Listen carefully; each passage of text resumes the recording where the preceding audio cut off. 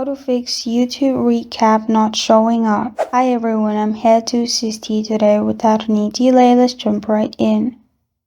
First, open Play Store and search YouTube. If there is any update available, update your app. Sometimes not updating may cause some issue and it won't show up. If it still does not show up in the YouTube app, what you can do is open Chrome.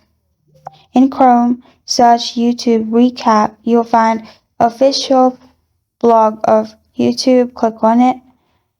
And from here, you will be able to see YouTube Recap.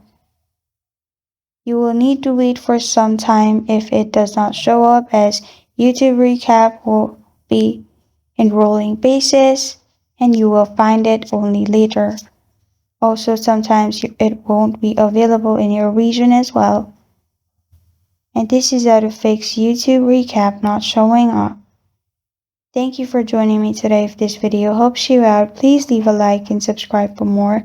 Got a question or want to suggest a topic, comment below. Thank you for watching.